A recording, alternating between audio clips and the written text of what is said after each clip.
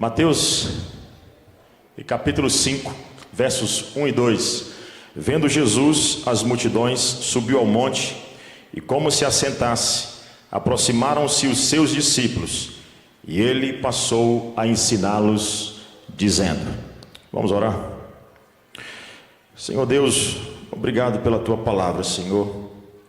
Obrigado porque esta palavra ela é mais cortante do que espada de dois gumes, capaz de dividir o indivisível, alma e espírito, juntas e medulas.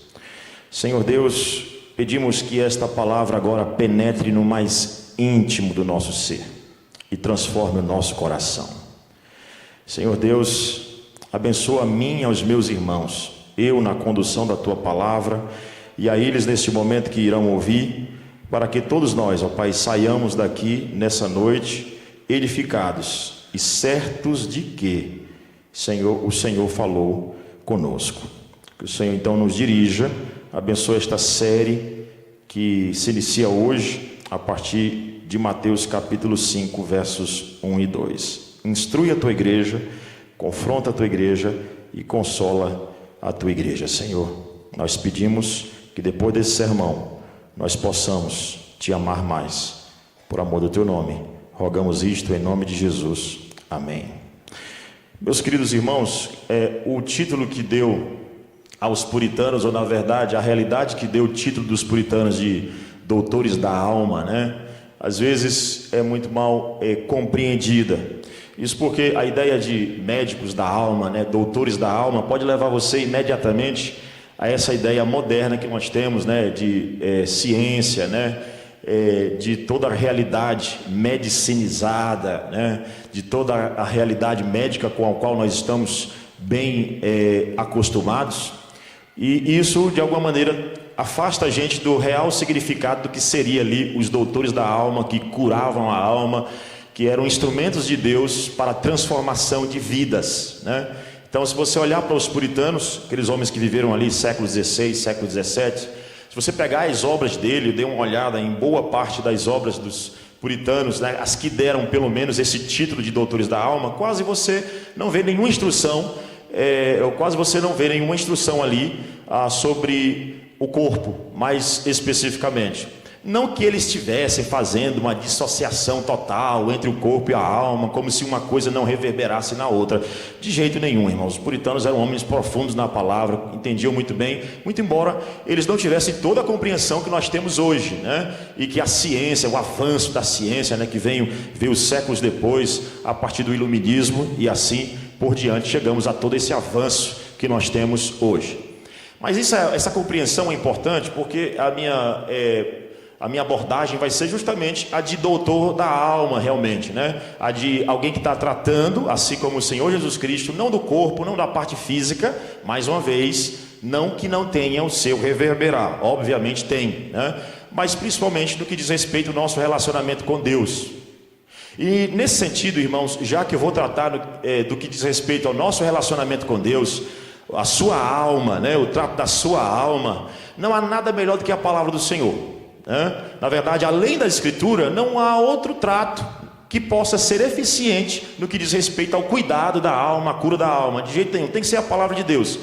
E nesse quesito nós temos diversas manifestações da palavra de Deus, né? Uma vez que ela foi revelada, você tem ela revelada através de orações, você tem ela revelada através de cânticos, mas você tem revelada ela sobretudo através de quê? De sermões. E dentro dessa categoria sermões, eu tenho que colocar o sermão do Senhor Jesus Cristo como sendo melhor. Até porque ele é o pregador por excelência. E com isso eu não estou dizendo que as demais partes da Escritura não seja inspirada e não tenha a mesma autoridade, porque eu tenho. Mas com toda certeza, pelo fato de ter sido um sermão proferido pelo Senhor Jesus Cristo, esse sermão, com toda certeza, irmãos, deve se tornar um referencial para todos nós. Então, se eu estou tratando de cura da alma, estou dizendo que é a palavra de Deus que faz isso, eu vou correr para as manifestações da palavra de Deus, que vem através de cânticos, hinos, né? Nós cantamos a palavra, nós oramos a palavra, mas sobretudo, nós ouvimos a palavra. que é o que acontece aqui. Cristo Jesus, ele vai tratar a alma, ele vai cuidar da alma, né, como Rei Supremo. Ele vai cuidar da alma dos seus discípulos através de quê? De um sermão. Isso é muito instrutivo para mim e para você, porque, meu irmão, é aqui que muitas vezes eu e você somos tratados, é no sermão, né? Não é só no sermão, existe o aconselhamento bíblico, né? Existe o aconselhamento no sermão, existe o aconselhamento lá no gabinete pastoral, no dia a dia, né? Numa conversa lá com um irmão, marcou na igreja, em outro lugar.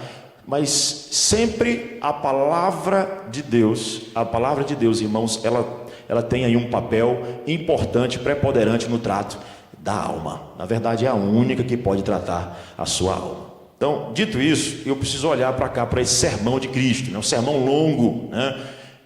E nós conhecemos muito bem, né, esse sermão, mas aqui nesses 2 versículos, né, eu quero dar uma visão panorâmica, né, lançar aqui alguns princípios de interpretação do próprio sermão e tentar ser o mais aplicativo possível. É isso que o pastor Marco Antônio tem pedido para nós, com essa série, que nós possamos aplicá-la ao máximo, na expectativa de que nós possamos atender aquilo que ficou colocado como tema anual, o ano da cura da alma. E olhando para o texto especificamente, irmãos, aqui em Mateus, Cristo Jesus, ele é revelado como Rei. A preocupação de cada um dos evangelistas, né, é dar ênfase em um aspecto da obra de Cristo. No caso aqui, a obra de Cristo como Rei, né? Então há uma necessidade, ou na verdade uma abordagem muito clara que Mateus utiliza para mostrar Cristo Jesus aqui como Rei, né? O Rei prometido.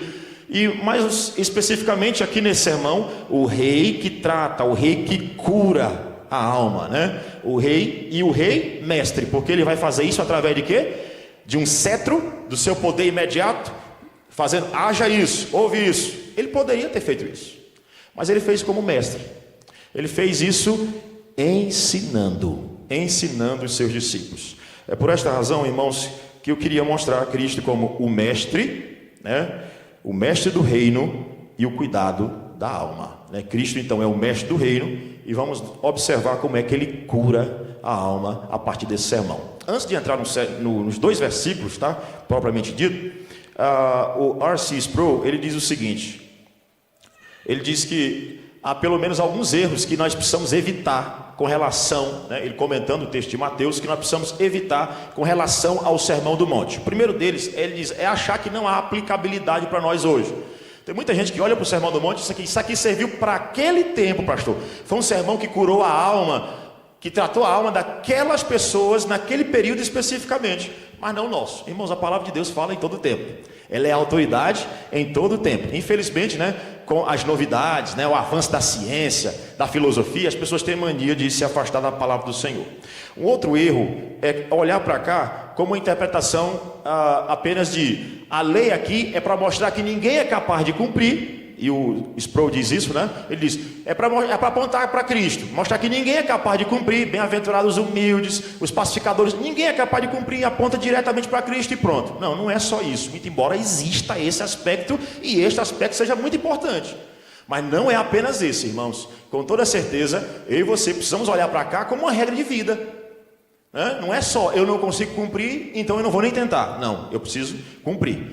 Mas também há um terceiro erro, acerca do qual nos alerta o R.C. Sproul. Ele diz o seguinte, há uma terceira tendência de erro com relação à interpretação do Sermão do Monte, que é olhar para ele apenas como uma base para o evangelho social. Faça isso, faça o bem ao próximo, né? E aí você descobre isso, não somente olhando aí os últimos movimentos do século XIX, século XX, né? Mas aquele filme, né, que teve sua origem num livro, né, do Charlie Chandler, Em Seus Passos o que Faria Jesus, que é uma expressão do evangelho social. Não, de jeito nenhum, isso não é a base para mostrar que o evangelho é fazer o bem ao próximo, isso tudo, é só isso, de jeito nenhum, né? O evangelho, com toda certeza, é sobre aquele que pagou pelos nossos pecados e agora sim ele nos chama para viver de acordo com a sua vontade. Agora, dito isso, vamos entrar no texto propriamente dito. Já que Cristo é o mestre e nós temos o reino dele, né? E ele está aqui formando o seu reino.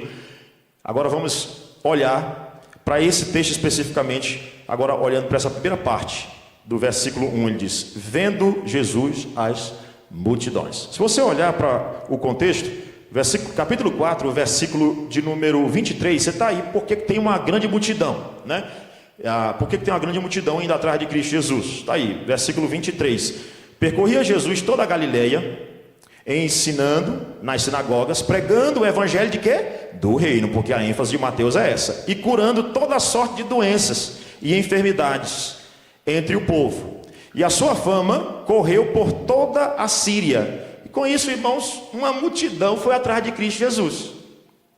E esse relato não somente antecede aqui as bem-aventuranças no evangelho de Mateus, mas se você fizer uma teologia bíblica aí, você vai perceber que está também lá no evangelho de Lucas, lá em Lucas capítulo 6, versos de 17 a 19, que a multidão vinha até Cristo Jesus, porque Cristo Jesus tinha feito o quê? Tinha curado. E hoje, isso muito sugestivo para nós, né?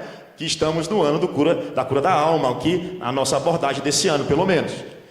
E aí então, aquele povo ia até Cristo, mas não para ter a sua alma curada. Eles foram porque Cristo Jesus fazia sinais e prodígios. Lá em Lucas, no versículo 19 do capítulo 6 de Lucas, o versículo 19 diz o seguinte: e todos da multidão procuravam tocá-lo, porque dele saía poder e curava a todos. Essa era a razão então pela qual o povo vinha. Aí eu entro no meu primeiro ponto do sermão. É o mestre que vê a multidão, né? O mestre que vê, e eu queria abordar aqui mais especificamente como é que ele olha para aquela multidão. Então, vendo Jesus, a multidão. Aí você olha e pensa que Cristo Jesus ia até ficar feliz, porque ele está pregando, ele está fazendo seus sinais, e uma multidão está indo atrás. Irmão, se Cristo Jesus fosse um pregador da pós-modernidade nos nossos dias, ele teria até soltado foguetes aqui, porque é muita gente que está indo atrás dele. Mas vendo Jesus as multidões, e Cristo não se assusta, ele não vê como nós vemos, e isso, irmãos, para cuidar da alma, para tratar da alma, para curar a alma, é absolutamente necessário essa perspicuidade do Senhor Jesus Cristo. Ele não olha como eu vejo, ele não vê como você vê, ele não olha como você olha, mas ele é o próprio Deus que conhece o nosso coração, e Cristo não vê apenas uma multidão vindo a ele. Ele vê ali pobres de espírito, miseráveis de espírito. Ele vê pessoas ali que, muito embora tivessem casadas, mas olhava para outra pessoa com intenção impura no coração, ou seja, eram pecadores. Pessoas que olhavam, que oravam muito bem nas sinagogas, pessoas que falavam, tinham discursos excelentes. Mas o Senhor Jesus Cristo, irmãos, ele olha com um olhar absolutamente diferente. Em João capítulo 6, quando Cristo Jesus multiplica os pães e os peixes, uma grande multidão também vai atrás dele, e Cristo Jesus, conhecendo o coração, imediatamente ele diz: vocês vieram atrás de mim apenas porque eu multipliquei os pães e os peixes. Aí ele diz: trabalhai não pelo pão que perece, mas pelo pão que dá vida eterna. Irmãos, a primeira coisa que eu queria que você entendesse é que o olhar do Rei Redentor, ele é um olhar perspicaz. Ele vê exatamente como ninguém vê. E como é que Cristo vê? Ele não somente vê ali miseráveis pecadores, como diz Calvino, né? Para citar Calvino mais especificamente, comentando esse texto, diz: Cristo não é atraído pela glória da multidão, mas pela miséria dela. Aqui é a descrição da depravação total. Agora, ele não olha com esse olhar perspicaz para a multidão, vendo Jesus, aquela multidão, ele não vê apenas como miseráveis pecadores, mas Cristo Jesus olha com o quê? Com um olhar de misericórdia. Até porque ele vai dizer que bem-aventurados os misericordiosos, e Cristo nunca ensinou uma coisa que ele mesmo não tenha sido. Irmãos, isso aqui é um princípio fundamental para aquele que vai tratar do outro, vai cuidar do outro, né? Se a ideia é que nós tenhamos uma igreja conselheira, né? Que aconselhemos uns aos outros, é fundamental que você olhe para o outro, não apenas como um miserável pecador, porque isso é fácil. É fácil, você olhar para o pastor Rogério, esse é um pecador como qualquer outra pessoa, concordo com você. Agora não olhe para mim só como pecador, não. Tenha misericórdia de mim, e me ajude quando eu precisar. Olhe para o seu irmão não apenas como alguém que vive transgredindo a lei de Deus. Pastor, como essa pessoa peca? E eu pergunto: e o que você faz com essa informação? Eu tenho o ponto da depravação total. E o que você faz com ele? Cristo Jesus, irmãos, conhecendo a multidão, ele olha para ela, ele a conhece, mas ele não olha apenas para vê-la como pecadora, uma multidão de pecadores, mas também pessoas para com quem ele tem que usar a sua misericórdia. E Cristo Jesus, irmãos, ele não vê apenas ali pessoas com enfermidades físicas, pessoas talvez com lepras, né? Pessoas ali carregadas em leito, né? Porque não podia caminhar, cegos, surdos, mudos. Cristo Jesus, eu não penso que Cristo Jesus, não acredito à luz desse texto, irmãos, que Cristo Jesus veja apenas as enfermidades físicas. Cristo olha para as enfermidades o quê? Espirituais. Porque nós, irmãos, temos essa mania de focar nas nossas enfermidades físicas. Mas foi por isso que Cristo disse para aquele rapaz, depois que ele curou, aquele homem a quem ele curou, ele disse: vai e não peques mais, para que não te suceda coisa pior, porque pior do que um câncer é ir para o inferno. Cristo Jesus não quer apenas, irmãos, olhar para a multidão e ver como miseráveis pecadores. Ele quer olhar para ela com misericórdia. Todo aquele, irmãos, que quer se engajar na tarefa do aconselhamento, na tarefa do cuidado da alma dos outros, precisa ser misericordioso. Precisa olhar, sim, com pessoas com potenciais de pecado, mas também com um olhar de compaixão, um olhar de misericórdia. Com isso, eu queria que você entendesse que a sua maior busca nesse mundo deve ser cuidar do seu relacionamento com Deus. Isso diz respeito não somente a nós, mas à nossa casa, né? Aos nossos filhos. E aí, irmãos, como eu disse, né? Olhar sempre com misericórdia. Nós temos a tendência de ser o quê? Sermos legalistas. Vou dar um exemplo disso, ilustrar com a minha própria casa, né? Até notando, eu disse assim, nós precisamos até melhorar então o ensino com relação a isso, né? E aí nós estamos agora fazendo uma jornada no culto doméstico, nos 10 mandamentos, né? E aí minha esposa trabalhando ali com eles a carta aos Efésios, né? Porque um chegou para o outro, né? O mais velho chama-se João Mateus e o mais novo chama-se Joel Lucas. Esse é uma máquina. E aí o João Mateus a gente chama de Teteus, o Joel Lucas a gente chama de Jojó, né? Aí o João Mateus chegou para mim e disse assim: papai, o Jojó, se o Jojó não se comportar, Deus vai levar ele para o inferno. Eu disse: calma, filho, olhe com graça, com misericórdia para o seu irmão. Cristo está olhando assim para ele. Então nossa tendência natural, irmãos, é olhar para os outros apenas como pecadores. Mas precisamos ensinar eles aí. Agora, isso, meu filho, a graça de Deus, a compaixão de Deus para conosco. Então, vendo Jesus, a multidão. A segunda informação aí aqui diz que ele subiu ao monte. Então, Cristo Jesus viu a multidão e aí a segunda informação imediata é sobe ao monte, né? A expressão monte, né? Ela tem, com toda certeza, um significado muito grande nesse texto. Se você não precisa ser nenhum teólogo muito profundo, né? Ou ter estudado muito profundamente a teologia bíblica para saber que realmente é uma repetição dos acontecimentos do Antigo Testamento aqui, né? Se você pega o livro do Êxodo, que começa com a história de Moisés, ele vai crescendo, sendo perseguido, ele entrega a lei e assim por diante, né? Ensina o povo, há uma comparação direta entre Cristo e Moisés, com toda certeza, né? E o próprio Moisés disse isso: depois de mim, o Senhor enviará outro profeta, ouvi-o, né? E esse profeta era o próprio Cristo, que receberia também, ou na verdade daria ali a lei também no monte, né? Então a expressão monte aí é muito importante para nós, né? E aqui o lugar, eu queria falar do lugar do cuidado, não somente, né, do rei que olha, mas também o lugar em que ele vai apresentar o seu cuidado para com aquele rebanho. Esse lugar aqui é muito importante, muito sugestivo. A ideia de monte é muito sugestiva para nós. E o que é que significa monte? Alguns significados aqui do monte, olhando a teologia bíblica como um todo, né? Alguns significados importantes. Primeira ideia de monte, irmãos, o monte era o lugar de revelação. Era ali que Deus revelava a sua vontade. Deus aparecia ao seu povo, né? No monte. Ele apareceu a Moisés no monte e disse: o sinal de que eu estarei contigo é que nós vamos nos encontrar de novo aqui, no monte. Então no monte era o lugar de revelação de Deus, o que é muito sugestivo. Porque o Senhor Jesus Cristo, que vai tratar da alma, que vai cuidar da alma ali, Ele vai o quê? Se revelar. E revelar o quê? Os valores do seu reino. Os valores do seu reino. E é por essa razão também que eu acredito que o nosso cuidado da alma, ele trata pelo quê? Pelo ajustamento, pelo fato de você estar ajustado com os valores do reino dos céus. Quanto menos ajustado com o valor do reino dos céus, irmãos, pior você vive.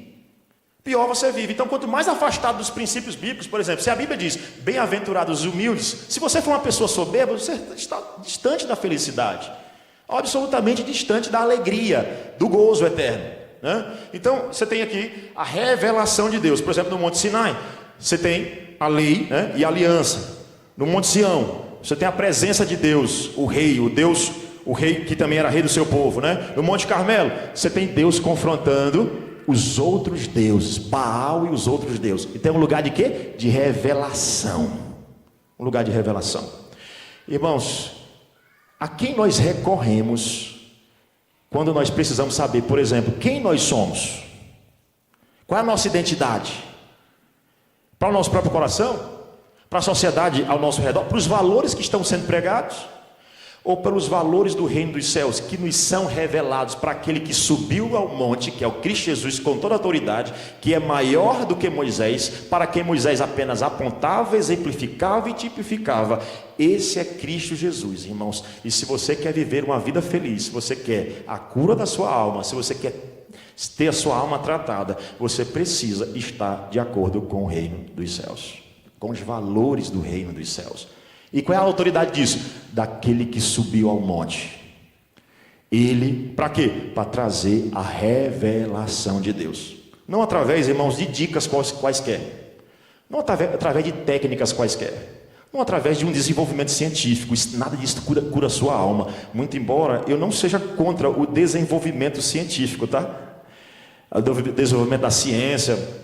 Por exemplo, eu jamais seria contra a ciência desenvolver um analgésico. É tão bom você tomar uma dipirona hoje, passar uma dor de cabeça, é uma maravilha. Obviamente. Mas o trato para a alma, irmãos, ele não vem desse tipo de autoridade. Ele vem daquele que subiu o monte para ensinar, o próprio Cristo Jesus. E aí, então, não somente traz a ideia de revelação, mas a ideia também de quê? De reinado. Veja que cada ato aqui é importante. E a maneira como Mateus está narrando esses atos de Cristo, vendo Jesus as multidões, subiu ao monte, como se assentasse, aproximaram-se os seus discípulos, e ele passou a ensiná-los, dizendo, cada um, mostrando Cristo sendo coroado, né, e fazendo o seu discurso, né? Cada ato desse aí é importante. E por isso que esse subiu ao monte, né? Depois de você olhar, né, o rei que é misericordioso, que olha com misericórdia e com perspicácia, é você olhar também para esse rei que ele é a revelação de Deus, e para esse rei, né, que é o rei que sobe ao monte com autoridade. A ideia de monte não é apenas uma ideia de um professor daquele período, um mestre daquele período. Não, irmãos, é um rei mesmo. E aqui eu quero citar o Salmo de número 2, versículo 6. Eu, porém, constituí o meu rei sobre o meu santo monte Sião. Santo monte Sião. A ideia de monte é a ideia também de reinado de Cristo. Você lembra do Salmo 2? Que as outras nações, os outros reis, não queriam que Cristo reinasse. E o salmista tem que dizer o seguinte: por que eles imaginam coisas vãs contra o Senhor e contra o seu ungido, a quem ele vai constituir como rei? O que eles dizem? Rompamos os seus laços, sacudamos as suas algemas. Mas, irmãos, o nosso problema principal, com toda certeza, o pastor Marco Antônio tem dito isso demais, né? É a idolatria, e a idolatria que se manifesta quando nós trocamos o rei, aquele rei que sobe ao monte, que é Cristo Jesus. Ele é o rei que reina sobre a nossa vida. Mas quando nós trocamos, irmãos, e nos tornamos senhores da nossa própria vida, ou quando nós queremos dividir o reinado de Cristo, que ele tem que dizer no Sermão do Monte para nós: não há como servir a dois senhores. Aqui, irmãos, então, a ideia de monte não é apenas aí um lugar de revelação, mas é um lugar de reinado. Cristo reina. Deixa eu lhe perguntar: quem reina sobre sua vida? Se for você mesmo, então realmente o medo vai te dominar no dia da angústia. Se for você mesmo, quando você olhar para o contexto no qual você está inserido, dificuldade do nosso país, às vezes dificuldades políticas, dificuldades financeiras, quando você olhar e se esquecer que quem reina é Cristo, você vai se desesperar. Por isso o nosso papel no que diz respeito ao trato da alma é reentronizar Cristo Jesus no nosso coração. A ideia é, infelizmente, por conta do pecado, nós abandonamos o nosso rei. Nós dizemos não ao nosso rei. Agora ele sobe ao monte, ele diz: se prostre diante de mim, me adore, ouça os meus ensinamentos, confie em mim. Foi isso que Davi disse. Quem é Golias? Se quem está lutando do nosso lado é o Deus de Israel. O que é, irmãos, uma enfermidade diante do Deus de Israel? O que são os problemas políticos, econômicos e sociais que nós enfrentamos no nosso país, comparados ao Rei dos Reis e Senhor dos Senhores, Cristo Jesus, aquele que subiu ao monte. Não somente, irmãos, eu queria que você entendesse isso, entendesse que aqui é um lugar de revelação, é um lugar de reinado. Mas porque é um lugar de reinado, também é um lugar de quê? De glória. Porque a ideia de monte, por exemplo, o monte da transfiguração, o monte onde Cristo Jesus mostra o quê? A sua glória. A sua glória, é lá no monte que ele mostra a sua glória. E a glória do Redentor é extraordinária quando ele mostra a sua glória através dos seus ensinamentos. Para aqueles discípulos que estão ali ao seu redor, sentados ao redor de Cristo Jesus, ele mostra a sua glória, irmãos, nos mostrando mais uma lição preciosa, a qual é no trato da alma. Agora, irmãos, nós não apenas temos que ter Cristo como a revelação exata do ser de Deus, não apenas Cristo como rei, mas precisamos olhar para a sua glória, não para dentro do nosso próprio coração, para a nossa própria imundícia, porque se você olhar para o seu coração, você vai ver um pecador miserável que merece o quê? O inferno. Mas quando nós olhamos para a glória de Cristo, que é o nosso justificador, nós temos alento e consolo para o nosso coração. É quando nós olhamos para a glória de Cristo, irmãos, para a sua beleza, que toda a feiura do nosso pecado é deixada de fora, é deixada de lado. Contemplar a glória de Deus. Por isso que os puritanos falavam muito de glória de Deus, glória de Deus, glória de Deus. Você pega Jonathan Edwards, que é tido como o último e maior dos puritanos, por alguns historiadores. Qual foi o assunto que ele mais falou? A glória de Deus, que é o fim principal do homem, a glória de Deus. Contemplar a beleza de Cristo, irmãos. A beleza de Cristo vai fazer com que a gente deixe de lado os nossos problemas. Mas há uma terceira coisa que eu queria observar aqui, não somente que Cristo Jesus ele vê a multidão, não somente que Cristo Jesus subiu ao monte, mas há uma terceira expressão aqui que me chama a minha atenção nesse texto. Ele diz: Cristo se assentou. Ele diz: e como se assentasse. A ideia de Cristo é realmente o quê? Se assentar. Ele não somente olhou para ela, não somente ele subiu ao monte, mais uma vez, cada passo, ele vê a multidão, dos seus súditos, ele sobe ao monte, agora ele o quê? Se assenta no trono. Agora ele se assenta no trono. E como se assentasse? É isso que Mateus está fazendo. Teologia bíblica linda do próprio autor. Cada passo aqui, irmãos, é importante. E que você precisa fazer isso no seu próprio coração. Entronizar Cristo. Ele vai sentar-se na cadeira principal, de rei, e depois ele tece o discurso, mostrando realmente que ele é o Senhor das nossas vidas. A ideia de se assentar aqui, irmãos, é realmente a ideia de uma entronização messiânica. John Stott diz o seguinte: Jesus se assenta como mestre, porque sua intenção não é impressionar, mas é formar. Veja, interessante essa expressão de John Stott, que é um dos grandes intérpretes aqui do Sermão do Monte. Se você quiser entender bem John Stott, porque a ideia de Cristo, ele poderia dizer o seguinte: eu sou rei, poderoso, agora me obedeçam. Ele tinha toda a autoridade para isso, irmãos. Ele tinha toda a autoridade para chegar e dizer: a partir de agora todo mundo vai me obedecer. Mas a maneira, irmãos, foi se sentar. Messianicamente ele se assenta na cadeira de Moisés, para mostrar que ele é maior do que Moisés. É isso que ele faz em todo o Sermão do Monte. Ouviste o que foi dito.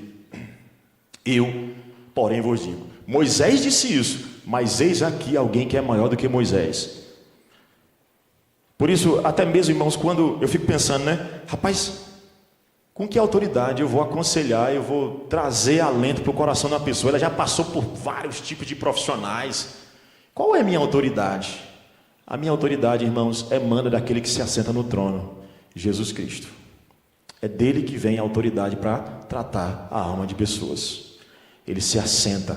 E ali, como o discurso de rei, o primeiro discurso, né? Agora como rei coroado, ele então começa a falar. E todo mundo pensava, talvez, né, que como qualquer outro rei, ele fosse fazer um discurso cheio de embuste, algo dessa natureza. Mas olha o que ele faz aqui. Ele diz: bem-aventurados os humildes de espírito. Quem é que começaria um discurso de reinado? Nem quando as pessoas assumem uma presidência de universidade ou algo dessa natureza são tão humildes assim como o nosso mestre, né? Bem-aventurados os humildes de espírito. Então a ideia de assentar-se é essa. Mas a ideia de assentar-se também, irmãos, nos remete aí aqui fazendo um resumo de tudo aquilo que eu disse, né? Nos remete também aos 3 ofícios de Cristo, né? Cristo se assenta como profeta na cadeira de Moisés, Cristo como rei, né, no seu trono, e Cristo como sacerdote. Ele dá todos aqueles valores e desígnios e ética do reino que nenhum de vocês, que nem eu, somos capazes de cumprir, mas ele como sacerdote cumpre no nosso lugar. Então essa é a ideia de se assentar.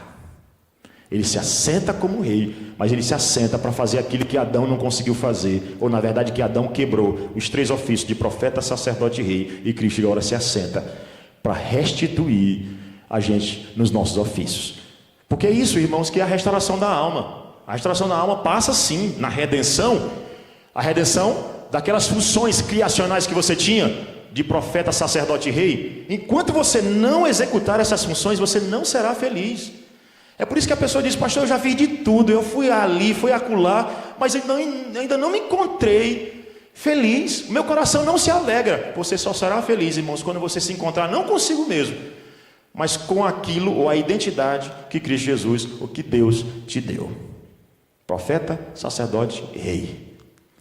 E aí ali ele te deu mandatos, mandato cultural, social e espiritual. Essa ideia então de Cristo se assentar. Mas eu não posso deixar, irmãos, de falar da ideia de assentar-se como a paciência de Cristo Jesus, a misericórdia também de Cristo Jesus. Cristo Jesus, irmão, não chegou lá e vomitou informações. Ele se assentou.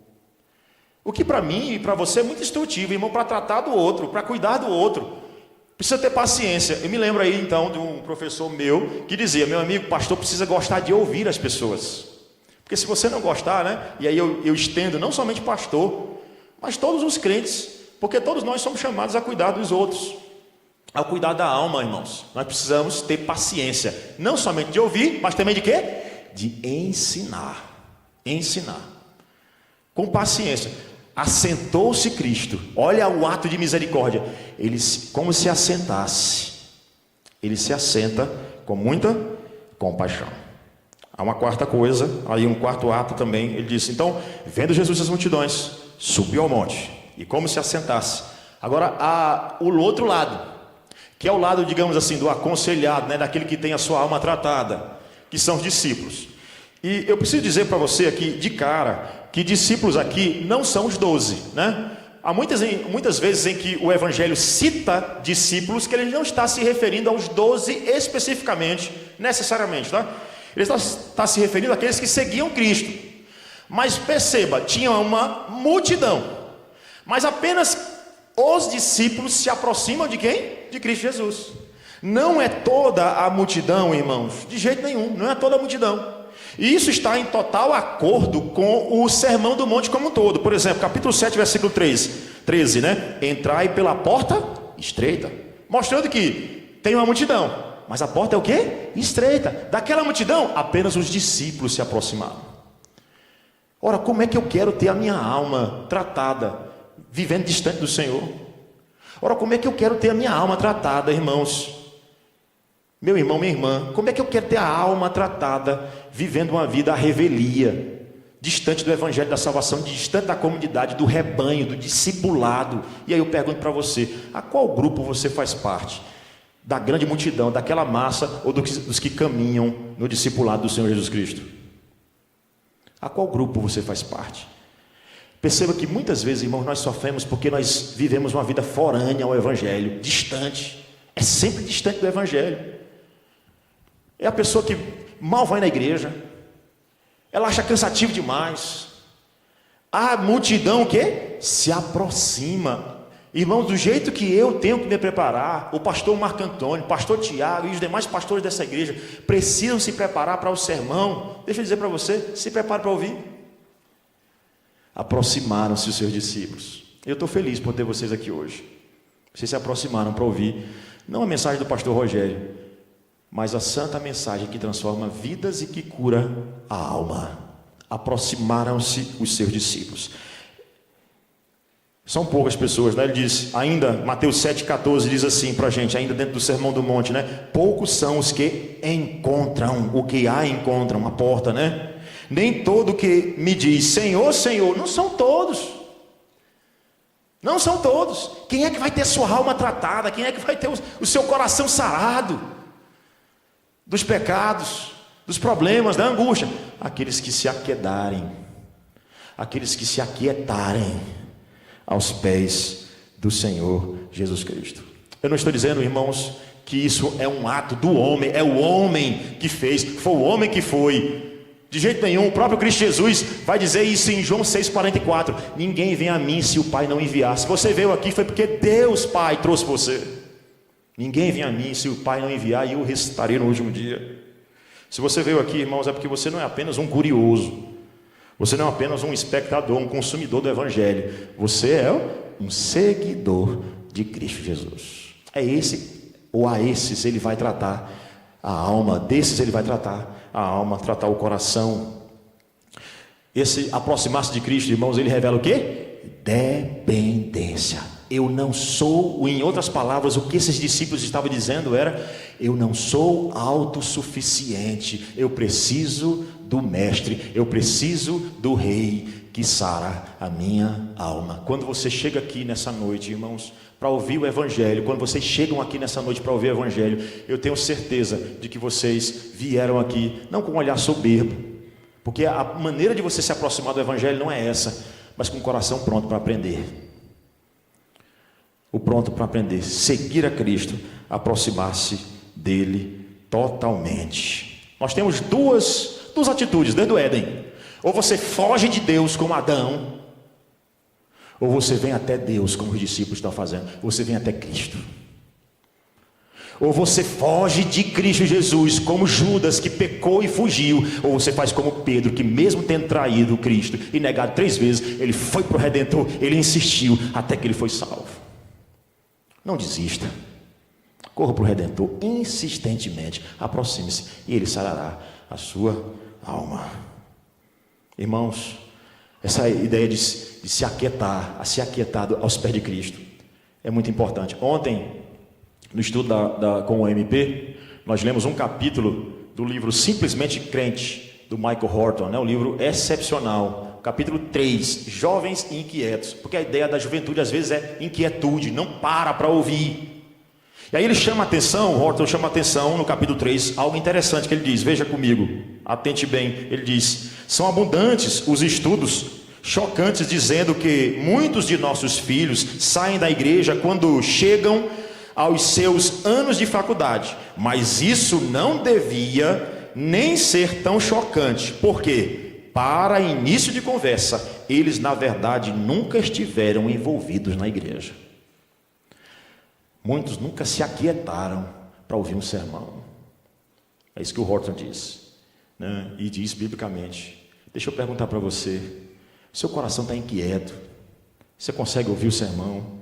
Você está com o coração aberto para ouvir a palavra do Senhor? Caso contrário, se você fechar, não haverá trato para a sua alma. Porque esse sermão, irmãos, ele fala de vida e morte. Ele fala de 2 caminhos, o caminho de vida e o caminho de morte. Por último, irmãos, já estou encerrando, ele diz, e ele passou a ensiná-los. Essa quinta informação muito importante diz: e ele passou o quê? A ensiná-los. Quando todo mundo pensava que Jesus fosse fazer ali milagres, e eu fico me colocando no lugar dos discípulos que ali estavam, talvez esperando que Cristo fizesse como Moisés, talvez os trovões, já que a lei viesse também. Mas não, irmãos, Cristo Jesus, agora com uma graça, uma misericórdia ainda maior, ele não vem por meio de trovões, mas ele vem com graça, e ele vem através de quê? De ensinamento. Como é que Cristo trata a alma? Como é que Cristo cura a alma daquelas pessoas? E ele passou o quê? A ensinar-lhes. Irmãos, o reino de Deus, ele é tomado não pela força, mas pelo quê? Pela pregação da palavra. A alma não é tratada, irmãos, não por técnicas humanas, mas pela lei de Deus, o ensino paciente que vem do próprio Mestre, do Senhor Jesus Cristo. Aí vem o sermão do monte, e ele passou o quê? A ensiná-los. Aí vem um sermão lindo, sermão extraordinário, que é o sermão do Mestre. Você pode aprender demais, e vai aprender, se Deus assim permitir, com esse sermão que o Senhor Jesus Cristo trouxe para nós. Dentro desse texto, irmãos, nós podemos observar algo interessante, ou dentro desse ponto aí que Cristo passou a ensinar. A mudança, irmãos, ela vem através de quê? Da instrução. O que eu aprendo com o Sermão do Monte, ou uma das lições que eu tiro aqui do Sermão do Monte, irmãos, é que a igreja, ela precisa revisitar, lembrar, praticar o seu ofício profético. Irmãos, se nós não praticarmos o nosso ofício profético de anunciar a verdade, a real interpretação da lei de Deus, como Cristo fez aqui, passou a ensinar-lhes, dizendo: nós vamos ver essas aberrações com relação ao culto. Nós vamos continuar vendo, irmãos, essa violência crescendo no nosso país cada vez mais, jovens se matando, pessoas orgulhosas, quando nós temos a maior arma, a arma do evangelho, a instrução que diz: feliz aquele que é humilde, feliz o manso, para essa sociedade que é muito valente, brava, pecaminosamente falando. Irmãos, nós temos a maior arma, mas se a igreja que tem essa voz profética não se levantar para pregar o evangelho, nós vamos ver dias ainda piores. E deixa eu dizer para você, irmãos, e a minha oração é essa: que seja pela vontade do Senhor somente, mas não pela negligência da nossa pregação do evangelho, que esse mundo será transformado, irmãos. Que seja pela vontade soberana do Senhor, que faz o que Ele quer. Mas esse texto chama a mim e a você para curar essa sociedade doentia, doentio, cheia de pecado, enferma. Irmãos, quanta violência, quantas mulheres sendo violentadas, quantos rapazes tirando a vida do outro, rapazes tirando a vida da mãe, do pai, do irmão. Nós temos a instrução, irmãos. Aqui Cristo vai dizer, vai condenar aquele que sem motivo se irá contra o seu irmão, este será julgado. Nós temos a maior arma, irmãos, nós temos o evangelho. Não deixemos de pregar o evangelho da salvação. Com isso, irmãos, eu queria finalizar esse sermão dizendo o seguinte: você poderia pensar aqui que depois disso você teria várias regras do que fazer e do que não fazer somente. Não, irmãos, não é sobre isso que eu quero falar. A lei é espiritual. Eu gosto muito do mandamento que diz: não cobiçarás. Porque aqui esse mandamento, não cobiçarás, você vem na sequência, né? Não faça isso, não faça aquilo outro, não matarás, não dirás falso testemunho contra o teu próximo, né? Não adulterarás. Aí você diz: nada eu faço. Só que aí Deus, conhecendo nosso coração, Ele lança um aspecto da lei que Paulo chama, né, de lei espiritual. A lei é espiritual, ou seja, não é apenas você tirar uma faca e tirar a vida de alguém, não é apenas você se deitar incorretamente, ou na verdade quebrando a lei de Deus com uma pessoa que não é a sua esposa, que não é o seu esposo. Não é somente isso. Na verdade, irmãos, o pecado, ele é bem mais profundo. E Cristo Jesus diz o quê? Aquele que olhar com a intenção impura no coração já adulterou com ela. Aquele que tiver ódio no seu coração já matou. Aquele que fez uma oração, mas não fez para Deus, esse é hipócrita e fariseu. Só tem galardão aqui na terra dos homens, de Deus nunca receberá. Por isso, irmãos, a minha aplicação para nós a ideia não é confiar em nós. é confiar em Cristo Jesus, aquele Cristo Jesus que cumpriu a lei no nosso lugar. Jesus fez tudo aquilo que nós não fomos capazes de fazer. Mas eu não quero ficar apenas nesse aspecto, irmãos, porque é muito fácil dizer apenas que Cristo Jesus foi humilde como você não foi manso como você não foi, né? E como eu não sou também. Ele nunca pecou em nenhum dos seus atos. Não é somente isso. Cristo Jesus pagou pelo seu orgulho e pelo meu. Cristo Jesus pagou pelo seu adultério e pelo meu. Cristo Jesus, Ele pagou pela sua mentira e pela minha. Por isso, de um lado, eu queria que você nunca fosse falso com relação à lei de Deus. Aí eu estou vivendo isso. Irmão, a lei espiritual, Deus conhece o coração. Aparentemente serve a Deus. O coração, que Cristo diz, né? Esse povo me honra com os lábios, mas o seu coração está distante de mim.